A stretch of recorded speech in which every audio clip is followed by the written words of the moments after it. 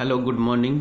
तो आज है आपका 1 नवंबर 2023 और द इंडियन एक्सप्रेस आपके सामने है। तो let's begin from our first news.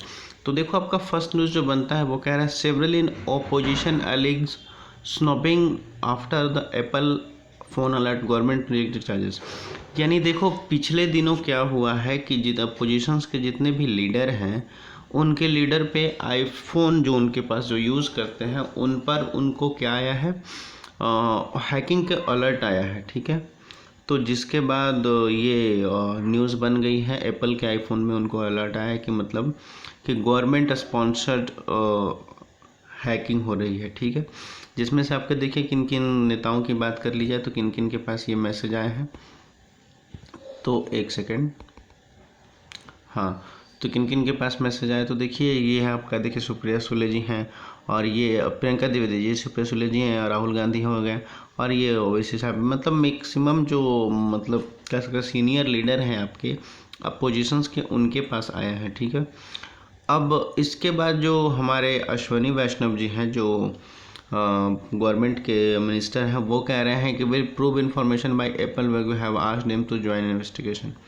तो अब गवर्नमेंट ने क्या किया, इसके बाद गवर्नमेंट ने तुरंत जांच बैठा दी है।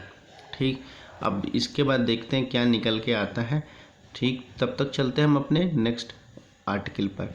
तो नेक्स्ट आर्टिकल आपका कहता है बम्बई हाई कोर्ट है जिन्होंने सू मोटो नोटिस जारी किया है। कहा है पॉल्यूशन को बढ़ते हुए देखते हुए उन्होंने कहा है बीएमसी को कि सेंटर और बीएमसी स्टेट और एक्सप्लेन करे कि ये पॉल्यूशन बढ़ कैसे रहा है। तो देखो जब बात पॉल्यूशन की जाएगी मुंबई में, तो देखो यहाँ आपका बनता है कि every day everywhere air quality is deteriorating justice. देखिए कहा जा रहा है कि धीरे धीरे मुंबई में जो एयर क्वालिटी है वो बिल्कुल हार्श पे आ गई है। ठीक है, जैसे आपका जो फर्स्ट रिपोर्ट कहा जाएगा देखा जाए तो देखिए ये जो है कह रहा है कि मुंबई हाई कोर्ट जो है, एक सेकेंड, हाँ, मुंबई हाई कोर्ट जो है वो कहा जा रहा है कि म्यूनसिपल कॉरपोरेशन के द्वारा बहुत सारे आपको पॉल्यूशंस देखने को मिले हैं। म्यूनसिपल कॉरपोरेशन को भी पूछा गया, उनके बोर्ड को भी पूछा गया। तो जिसको देखते हुए जो बीसीसीआई हैं उन्होंने कहा है कि जो भी फायर वर्क होते हैं मैचेस के दौरान वो नहीं होगा। यानी फायर वर्क बोले तो कि जैसे अब मैच होती है, अब मैच का जो रिज़ल्ट आता है तो मैच के रिज़ल्ट के बाद जो भी विनिंग होती है तो आप देखते होंगे कि स्टेडियम में ना एक फायर का मतलब कह सकते हैं कि पटाखे की तरफ फूटती है, सेलिब्रेशन होता है पटाखे फूटने की। ठीक है, जिससे कहा जा रहा है कि पॉल्यूशन भी, उससे पॉल्यूशन भी बढ़ रहा है। ठीक है, तो जिसको देखते हुए बीसीसीआई ने यह निर्णय लिया है कि दिल्ली और मुंबई में जितने भी मैचेस होंगे, जो भी अब देखिएगा कि आईसीसी क्रिकेट वर्ल्ड कप हो रहा है हमारे देश में, भारत में, तो उसको देखते हुए बीसीसीआई ने कहा है कि मतलब जितने भी दिल्ली और मुंबई मैचेस होंगे उसमें कोई भी फायर क्रैकर नहीं होगा, यूज़ नहीं किया जाएगा। ठीक है, तो ये आपका न्यूज़ हो गया। अब चलते हैं हम अपने नेक्स्ट न्यूज़ पर। अब देखिए ये जो न्यूज़ आ रही है, देखिए झारखंड जो है, झारखंड माफ़ कीजिएगा, जम्मू कश्मीर का जो पुलिसमैन है उन पर कहा जाता है कि तीसरा पुलिसमैन है जिनको मिलिटेंट के द्वारा गोली मार दी गई है। ठीक है, तो ये बहुत ही हाई कंसर्न न्यूज़ है। पिछले हम कुछ दिनों से देख रहे हैं कि वहाँ के पुलिसमैन को टारगेट किया जा रहा है, इंडिविजुअली टारगेट एक तरह से आप कह सकते हो।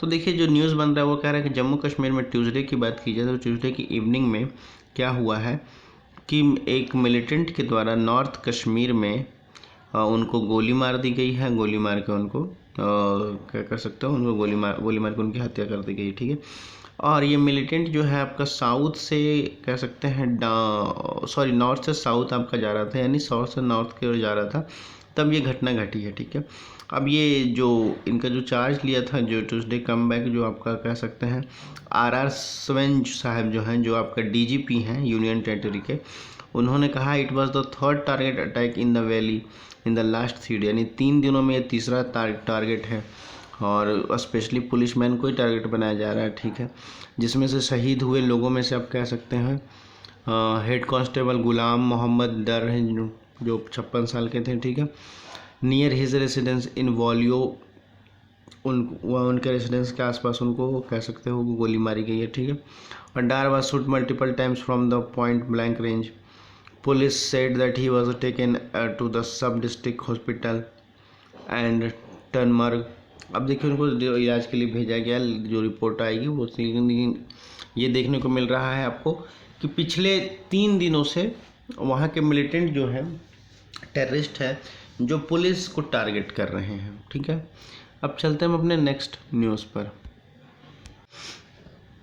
ये आपका न्यूज़ है जो बहुत इम्पॉर्टेंट है। दिल्ली में जो जीएसटी कलेक्शन हुआ है वो कहा जा रहा है कि पिछले 6 महीनों में पहली बार 17% की कलेक्शन हुई है, और जीएसटी की बात कर ली जाए तो। ठीक है, अब कैसे हुई है भाई, तो देखो बात किया जा रहा है कि अप्रैल की बात की जाए 23-24 में, तो आपका देखिए अप्रैल 23-24 में कितना था, 3886 था। वही अगर पिछले साल अप्रैल की बात कर ली जाए तो 3167 था। ठीक है, मई की बात कर ली जाए तो 3000, इसमें भी ज़्यादा था in comparison to last year. June की बात कर ली जाए तो जून की कंपेरिजन में भी थोड़ा सा ज़्यादा था पिछले साल से, 2022-23 से।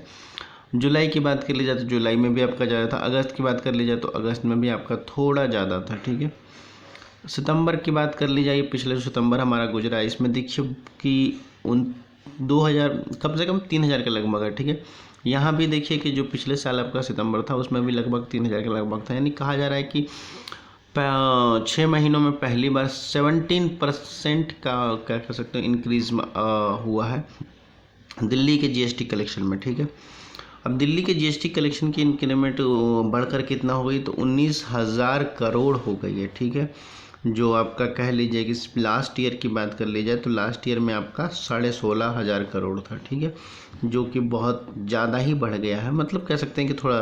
तो ये गवर्नमेंट के लिए एक अच्छी न्यूज़ है, गवर्नमेंट के लिए भी, कि भैया टैक्स कलेक्शन हो रही है, टैक्स कलेक्शन की अच्छी जा रही है। ठीक है, तो ये आपके जीएस पेपर 3rd के लिए आपका इम्पोर्टेंट हो जाएगा। ठीक है, तो ये रहा। आप चलते हैं अपने नेक्स्ट आर्टिकल पर। तो ये आपका एक न्यूज़ है, देखिए कि प्रधानमंत्री मोदी साहब जो हैं आपका एक नया कह सकते हो कि एक प्लेटफॉर्म लॉन्च किए हैं जिनका नाम है माई भारत करके। यूथों के लिए नई प्लेटफॉर्म लॉन्च की गई है, माई भारत का नाम है। ठीक है, तो ये आपका हो गया। चलते हैं हम अपने नेक्स्ट आर्टिकल पे। वो ये आपका आर्टिकल बहुत इंपॉर्टेंट है। ये रोड एक्सीडेंट के बारे में कहा जा रहा है कि आपका बात कर लिया तो road accident up to 12% to 4.6 lakh from the last year, 19 death पर आवर रिपोर्ट। ये देखिए बात की जा रही है कि प्रत्येक घंटे में कम से कम 19 लोगों की मौत हो जा रही है, ये रिपोर्ट में कहता है, जो कि सड़क दुर्घटना से होती है। ठीक है, अब ये रिपोर्ट क्या के बात कह रही है, तो रिपोर्ट का जो रिपोर्ट का जो रोड एक्सीडेंट के बारे में बात किया जा रहा है वो कह रहा है 12% टू 4.6 लास्ट ईयर, यानी लास्ट ईयर आपका जो था 12% से आपका बढ़ करके बहुत ज़्यादा हो गया है। ठीक है, यानी आप देखिए जो कह रहा है कि 12% जो हुआ है, ये 2022 की बात कर लीजिए, 2022 में 4.6 लाख था आपका 2022 की रिपोर्ट के अनुसार रोड एक्सीडेंट, जो कि अब जा करके बढ़ के कितना हुआ है, 12% हो गया बढ़ करके। ठीक है, अब बात कर ले 12% बढ़कर के, ये रिपोर्ट जो सामने आई है ministry of report transport and highway के द्वारा आई है। ठीक है, याद देखिएगा किसके द्वारा रिपोर्ट सामने आई, ministry of road transport and highway के द्वारा आई है। ठीक है, ये रिपोर्ट आगे कहता है कि अप्रॉक्स लगभग जो 53 रोड एक्सीडेंट हैं वो take place every hour in a country, यानी कम से कम 53 यानी 53 सड़क दुर्घटना हर घंटे में होती, हर एक घंटे में कह लिया जाए तो लगभग 53 सड़क दुर्घटनाएं होती है। ठीक है, और आगे इसकी बात की जाए तो ये कह रहा है कि देखिए कि एक रोड एक्सीडेंट में जो रिपोर्ट सामने आई है और स्टेट और यूनियन टेरिटरी को मिला करके, तो वो क्लेम करता है कि लगभग 12% हमारा इंक्रीज़ ही हुआ है, कम हुआ नहीं है। तो देखिए हमारा रोड कंसर्न बहुत कितना है। उसके बाद बात कर ली जाए कि एक्सीडेंट में, तो देखिए एक्सीडेंट में 2022 और 21 का ये आपका डाटा दिया हुआ है।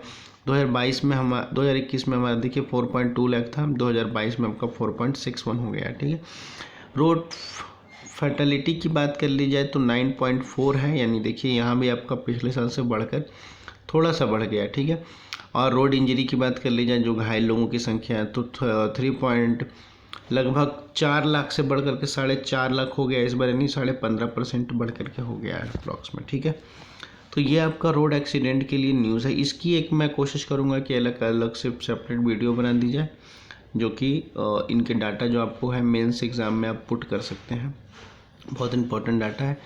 ठीक है, चलते हैं हम अपने नेक्स्ट आर्टिकल पर। अब देखिए एक जो नया न्यूज़ है वो देखिए ये है कि डॉक्टरों लोगों को क्या होगा कि उनको नई यूनिक आईडी दी जाएगी नेशनल मेडिकल रजिस्ट्रार।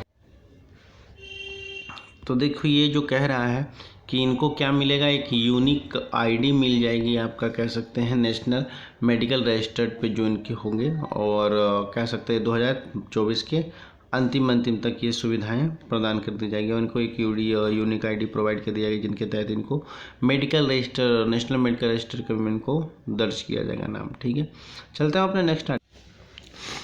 हाँ, तो आपका एक नेक्स्ट न्यूज़ ये कहता है India can travel to Thailand without visa from 10 November to 10 May. देखिए जो 10 नवंबर से 10 मई तक की लगे 6-8 महीने कह ली जाए, तो इतने महीने तक थाईलैंड जो है विदाउट वीज़ा इंडियन को प्रोवाइड कर रहा है कि आप आइए हमारे यहाँ टूरिस्ट बनकर ट्रेवल कीजिए। ठीक है, ये क्यों हो रहा है भाई? तो देखिए इंडिया जो है आपका कह सकते हैं कि थाईलैंड का 4th लार्जेस्ट सोर्स मार्केट है टूरिज़्म के लिए। ठीक है, तो जो 4th लार्जेस्ट सोर्स मार्केट है टूरिज़्म के लिए, लगभग उसमें कह लिए बात कर ली जाए तो 1.2 मिलियन का डेली हर साल की बात कर ली जाए तो लोग वहाँ इंडियन जाते हैं, इंडिया के लोग जाते हैं वहाँ, और वहाँ एज ए टूरिस्ट जाते हैं, वहाँ काम करते हैं। वहाँ की हॉस्पिटलिटी बहुत अच्छी है। थाईलैंड की बात कर ली जाए तो थाईलैंड जो किस लिए ये कह सकते हैं ये बातें अनाउंसमेंट किया, तो थाईलैंड का कहना है कि वो टारगेट कर रहा है 28 मिलियन अराइवल दिस ईयर, यानी इस साल वो टारगेट कर रहा है कि लगभग 28 मिलियन लोग उसके कंट्री को आकर के विजिट करें। न्यू गवर्नमेंट जो फॉर्म हुई है वो होपिंग कर रही है ट्रैवल सेक्टर को और भी ज़्यादा मजबूत और स्ट्रॉन्ग बनाने की, और उससे कह सकते हैं उसके इकोनॉमिक की कंडीशन को और ज़्यादा स्ट्रॉन्ग बनाने की। ठीक है, क्योंकि ऑफकोर्स यहाँ से कोई भी लोग जाएंगे या कहीं से भी कोई भी थाईलैंड घूमने जाएंगे तो ऑफकोर्स थाईलैंड की इकोनॉमी को थोड़ा सा बूस्ट मिलेगा, क्योंकि वहाँ जाएंगे लोग, घूमेंगे, वहाँ की चीज़ खाएंगे, वहाँ का कुछ ना कुछ खरीदेंगे, तो ऑफकोर्स उस इकोनॉमी को थोड़ा सा बूस्ट मिलेगा ही मिलेगा। ठीक है, तो इसलिए आपके पास 10 नवंबर से 10 मई तक का टाइम है, उसके बाद आपको वीज़ा अप्रूवल लगाना पड़ेगा। ठीक है, तो ये चलते हैं अपने नेक्स्ट न्यूज़ पर। तो this is the end of the news. ठीक है, आज के लिए द इंडियन एक्सप्रेस से इतना ही। ठीक है, और आज से आपका कह सकते हो कि आपकी न्यूज़ एनालिसिस की वीडियो रेगुलर रहेगी, क्योंकि मुझसे पिछले कुछ दिनों से मेरी तबीयत बहुत ज़्यादा ख़राब थी। मुझे अप्रॉक्स कह सकते हो मुझे टाइफाइड था, और ऊपर से मेरी कुछ इंटरव्यू थे बीपीएससी के, उसके रिगार्डिंग में थोड़ा ऑफ चल रहा था। ठीक है, आज से आपका रेगुलर रहेगा नवंबर से द इंडियन एक्सप्रेस और द हिंदू भी। ठीक है, और डेली एमसीक्यू भी आएगा आपके शाम तक के। ठीक है, तो थैंक यू, और पढ़ते लिखते रहिए, माँ बाप का नाम रोशन करते रहिए। Thank you.